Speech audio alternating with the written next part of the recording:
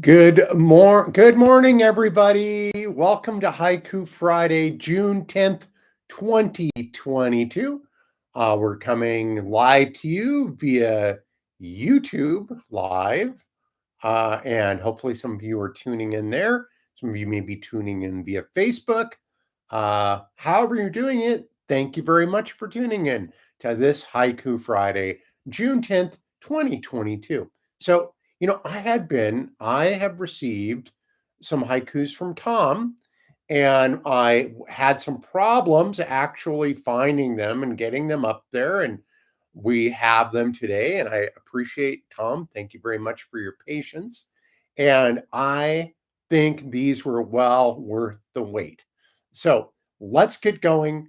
First haikus are from Tom, and Tom wants to explain that he is partially deaf, and that but he can read lips, and that he babysits their grandchildren 3 times a week, and so they watch a lot of cartoons. So this is where this first haiku comes from. Animated lips. What deaf lip readers receive. Total gibberish. Tom, I never thought about that with cartoons before, but you're right. It would be hard to lip sync, or to lip read rather, a cartoon. Hopefully you have closed captioning. Closed captioning for me with my hearing loss. Ugh, I it's made all the difference in the world. And I thank you for those. Sarah likes it because her hearing's not as good as it used to be. And when we have people over, I know it probably is annoying to watch it, but I thank them for that. Only bad thing is it does ruin some of the jokes when you can read what the joke's going to be before they say it. That makes it a little tough. All right. So second one from Tom. Music Explorer. Little fingers on keyboard make rocking rhythms. And that has to do with Tom's grandkids on the electronic keyboard. Yeah, hopefully you've got some budding musicians there, Tom. And thank you very much. I appreciate it. I know things are warm down there for you guys, and hopefully, I would love to give you a little bit of our cool weather, and we would take a little bit of your warm weather. That would be nice. All right. Here's one from our poet warrior, resident, emeritus, whatever you want to call him, founding haikuer, Rico-san. More fuel for the fire. The sacred and massacred. Better say your prayers. Oh, that's good advice, Rico-san. And I'm with you, buddy, on that. Hope to see you soon one of these days. I'm hoping. Take care, Rico-san, and thanks. That was lovely. Here we have. Did you like what I said? That was lovely. I don't know. I don't know what's with my voice. I'm emoting maybe a little bit oddly this morning. Here are some from Jim. And the subject is obvious in this first one, I'm told. And see if you think it's obvious. Grifter and groaner, enveloped in orange girth, while grim fate awaits. I just don't know who you're talking about. I do. Thank you, Jim. Second one. Sleepless at midnight, the air conditioner hums like a restless brain. Yeah. I remember those days from last year. Last year, maybe about this time when it was hot. Where you are, I know it's hot. Where I am, it's cool and rainy. Like I told friends the other day, this is the year I should have planted rice.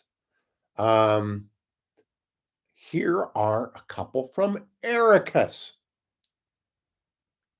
Beyond the black hole, cerebral supernova refracts mind's stardust. Ooh, I love that. I feel like, what was it, Jack Horkheimer? The guy who did what was the name of that show where he would travel around the galaxies? But kind of felt that. Stargazer. Yeah, Stargazer. So I felt like a stargazer inside my mind reading that, Ericus. Thank you. And now we have another kind of Ericus and Jim must be on the same kind of wavelength because here's Ericus's. The ceiling fan spins, the cat purrs on the sofa. Midnight peace of mind. Yeah, that's nice. That's nice. Thank you, Ericus. And Ericus wants us to know that all is well and hot there. Hmm. Okay. Thanks. Thanks, Ericus, very much. Okay. And now I have a couple. If you saw, I probably my snapshot. I was wearing the I don't know what happened to him. The rainbow glasses. It is Pride Week here in Spokane. We've got the Pride Parade tomorrow, which will be fun. Um, getting out there and showing the love that not just LGBT folks, but also allies and friends and basically non-assholes gathering together and just hoping for better times, hoping to better build a better world for everybody. And I love the Pride Festival. It's like a less drunky version of St. Patrick's Day, no fights that I've seen, and just a really lovely time. And if you like to do karaoke, there's going to be karaoke there. There's going to be so much fun stuff going on downtown Spokane tomorrow. Starting at noon is when the parade starts.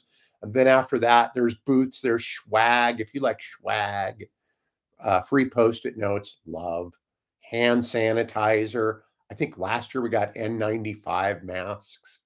So, yeah, it's a good time. Hang out with people who are nice and accepting of everybody. That'd be cool. If you want to do that, just check it out. All right, so here it is. Truth and love march on. Join the parade for a while. There's no finish line, and there isn't a finish line. For those of you who I've kind of dipped my toe into the January 6th hearings a little bit, watch some of that stuff, and you realize, man, there's a lot of people who are motivated by things that aren't true and are easily duped into doing bad things. And we kind of need to invite them to the parade and see for themselves what America is about, and the good things that America is about. And so, anyway, yeah, it's pretty sad to watch. Uh, Here's mine, my second one. I did two today for some reason. Oh, I know why, because you'll love this. Come see a great play. Much ado about nothing. I want to make sure. One, two, three. Yeah, I think I got the right amount of syllables. If not, I'm going to go back and change it. Yeah, I do. 7 syllables. Come see a great play. Much ado about nothing. Love, villains, laughs, fun. And that's going to be starting next Thursday. Thursday is our opening night. And my gosh, it's going to be fun. We're doing it for 8 nights here. It's outdoor theater. And we're hoping that the weather holds for us. Last night we had our rehearsal. We never really got to rehearse because it started raining. And Josephine, our producer, kindly took everybody out for food and drinks. And we did a speed through reading of the play, which was fun. That was fun in its own. We entertained curious guests at the Wonder Building in Spokane last night. But come and see it. I get to play a villain, a very not a very nice person, but I think there are some redeemable qualities about my character. We'll find out. So yeah, come and check it out. I think you go to the Northwest Museum of Arts and Cultures to get tickets to that. Tickets are cheap. If you're a member of the MAC, which Sarah and I are, I heartily recommend it. You'll totally get your membership money back, like 1 or 2 visits, and there's The Mac is an awesome museum. So if you're a member, the tickets are $10. If you're not a member, they're $15 each. And believe me, it's it's going to be at least worth $15. It's going to be so much fun. And we've been working on this since well, I think we started rehearsing in March. So we're almost there. Of course, everything is down to the wire, costumes, blocking, all the tech stuff. We're going to be working hard to make this good for opening night. So come on and see us. Come on down and see us in Spokane. So anyway, I was thinking so about this Pride Parade business and the January 6th, sort of like I guess you'd say the anti-Pride parade. And I mean the term Pride that has some negative connotations in some ways. Someday I think it's going to turn into the love festival. I just think it's going to be a friendly time for gay, straight, everybody who's in a great frame of mind to get together to make the world better. Maybe things will be folded in like Earth Day. I just think it's going to be this celebration is for everybody who is unafraid to show love for everybody. And I think that's what the Pride Parade is about and the Pride Festival. But I was just thinking, I was wondering, with all this juxtaposition between the Pride, the January 6th stuff, all the gun violence, every once in a while, it comes to the surface that people are very afraid. People who have been duped by Fox News and believe stuff that just is pretty easily irrefutable. But this is their peer group is in this.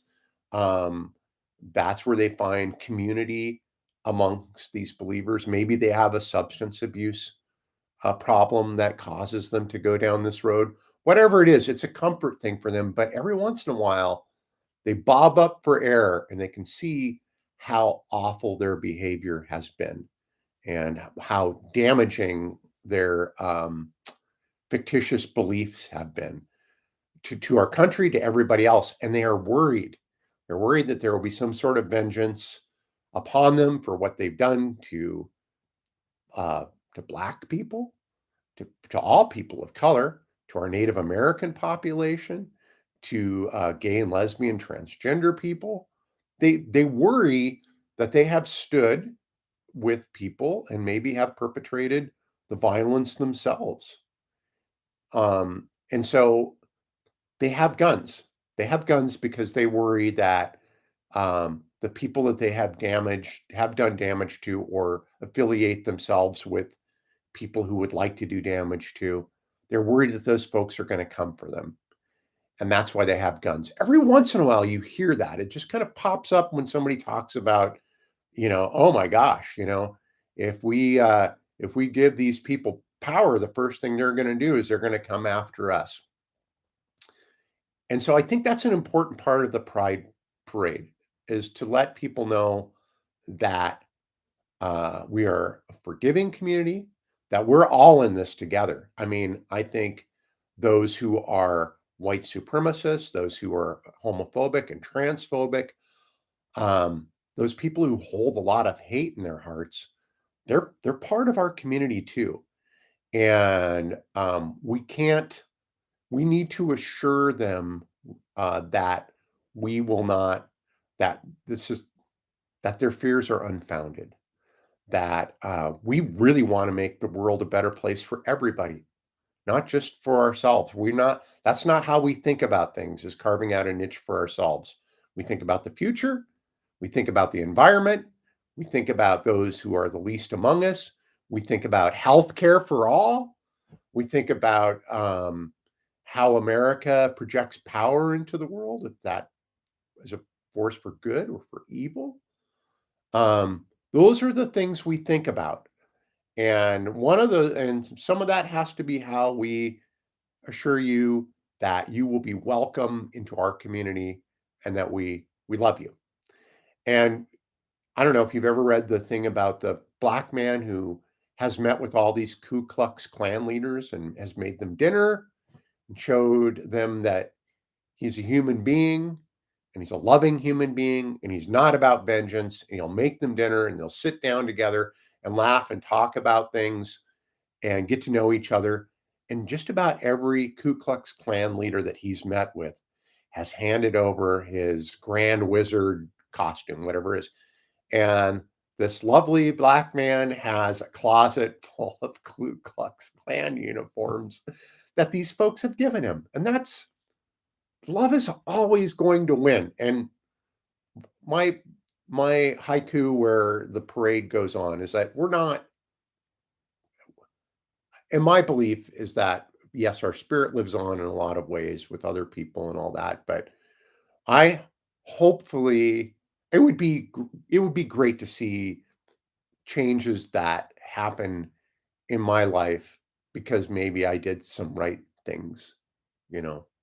Um, but the reality is most of these things are going to happen long after we're gone. And we're just going to keep building on that. We can look back, and yes, these are tumultuous and terrible times. A lot of it's fueled by lies and propaganda, which has no fact checking, and people are comfortable with that. A lot of it is fueled by the ease uh, of not only obtaining weapons, but just that we swim in an ocean of guns. When there's more guns than there are people, um, it's pretty easy to try to solve your problem with a trigger that you just push. You think that's your problem, and it's not your problem. So yes, those are different. That's different that we live in those kind of times. But if we look back in the past, we can see that there is an arc that is a good arc, and I hope it is. That's what I believe, and we just need to be a little bit part of that. So anyway, come on down to the Pride Parade. Send me your haikus. Go see the Much Ado About Nothing.